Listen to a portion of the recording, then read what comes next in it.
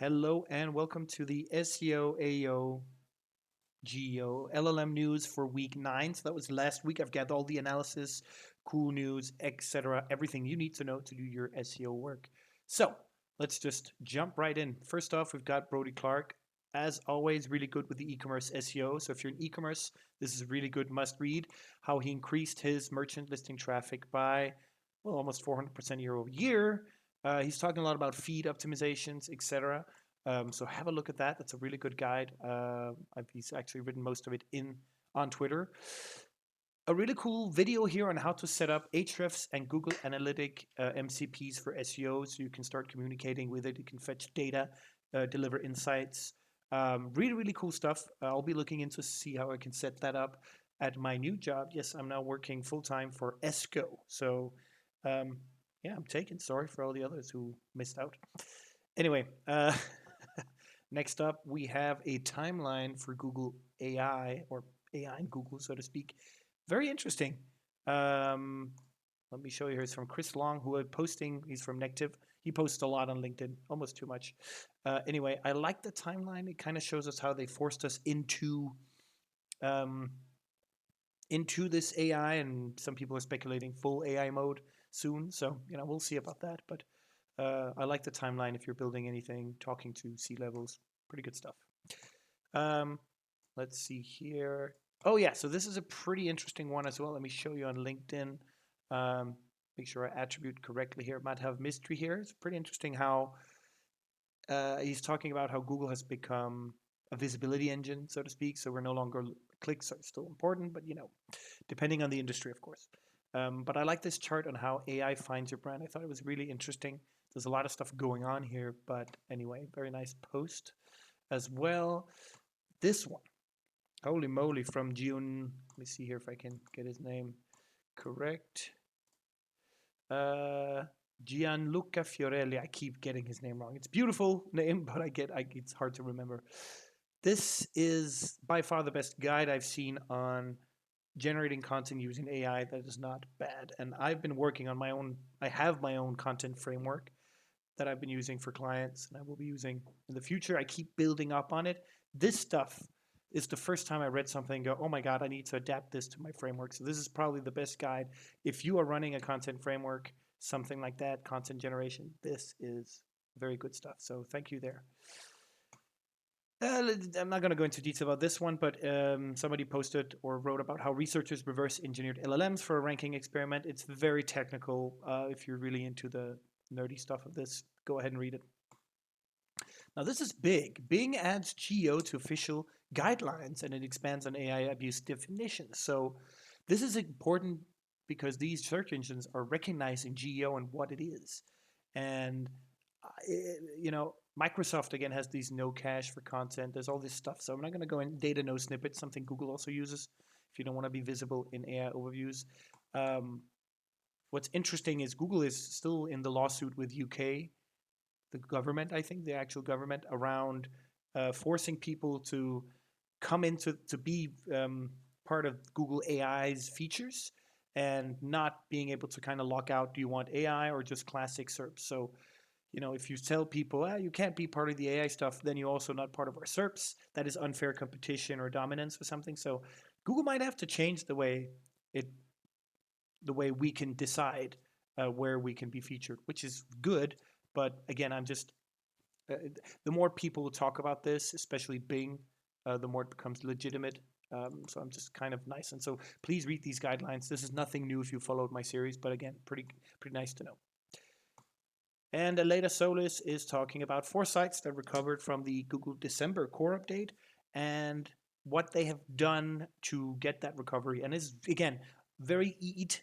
I actually pronounced the acronym right with the 2 E's. EAT critical. There are a lot of stuff going on around trust signals, authority, etc. But overall, this is classic SEO and UX. So honestly, not surprised. But again, good to know and good that we get the confirmation and the proof that this still works. I love this one.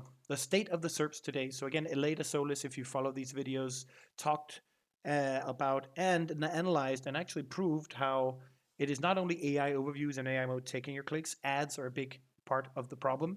And again, I love the I told you so, but you can see here the state of the SERPs.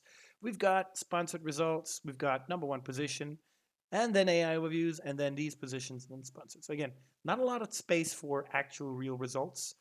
I don't count AI reviews as a real result. It is an answer, it's not a result. So you're no longer a search engine, you're an answer engine, which you should probably not be Google. So again, my take for if Google is listening, use AI to reorganize the SERPs and give you more perspectives and make it easier for people to find what they need. That's great use of AI. Giving you the answer by using all these sources that we've spent so much time writing, not so nice. But anyway, look at that first position though. That is a pretty strong position to have, I will say that.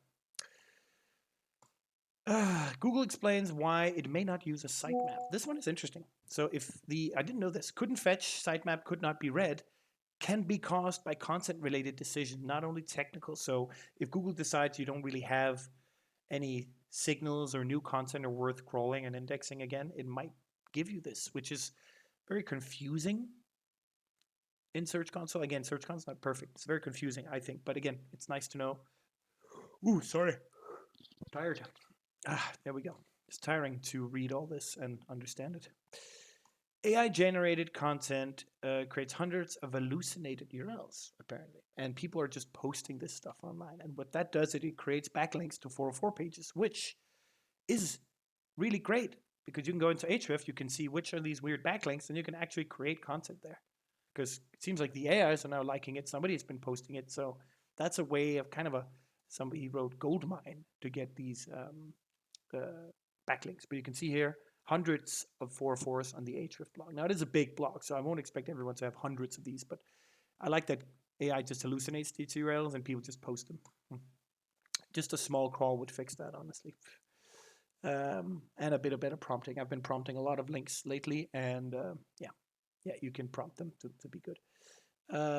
Here we've got a consolidation here. So we've got two people, well, actually, no, Lily Ray, Peak AI, and she's referencing Peak AI, AI tracker tool. And they're talking about the risk of AI generated content. So again, great articles, great takes. I agree with them.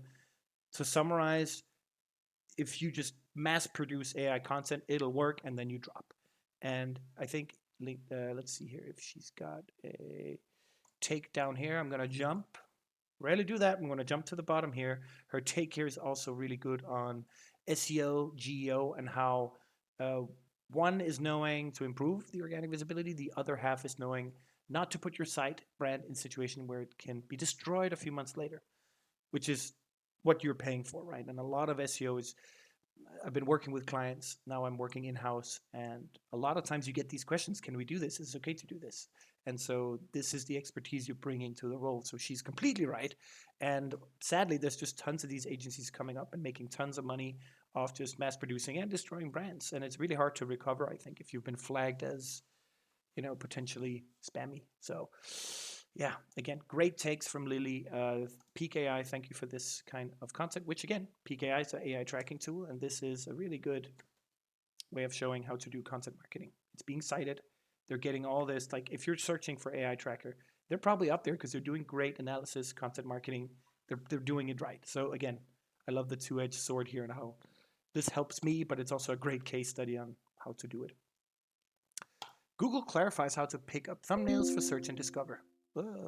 So again, just a good documentation on how to do it. We knew about this metadata, etc., but there's a little bit more specific things here. So again, you might want to control exactly what thumbnails comes up for search and discover. It can change click-through rates and overall brand perception. So it's really good to nail that, especially if you have issues and it's the wrong one. And then this one as well is really good. I have to showcase this. There's a lovely interactive kind of GIF at this stage. So this person here, Vincent Pieri, let's see here. Well, not sure who he is, but he's talking about the layers of content. And I love this. I think we've all thought of it this way, but I like to see it illustrated. It's the first time I've seen it this way. The micro execution, before, after. It's real examples, micro tweaks, little hacks, winning over practitioners. And then you go up to medium audience growth, slowest audience growth, but wins decision makers. Proof of the result you deliver, primary insights, high level processes. So you kind of go down into this. I mean, I like this kind of stuff, types of content. This is interesting. Yeah, yeah. I've never seen it this way. I will definitely be bookmarking this. This is insanely cool. So, and it's interactive and it's moving. Yay. I'll be following him too as well. So voila. And that's it for the news for this week. Please like and subscribe. Promise I will try and deliver this every week, so you don't need to worry about it. Just listen to this, go to the video description. You get all of these with summaries, titles, and links. So you can either send them around to your team or click and read further on exactly what you're interested in and what's relevant. So if you have any comments on how I should change the format, let me know in the comments. And otherwise, have a lovely day, a lovely week, and see you next time.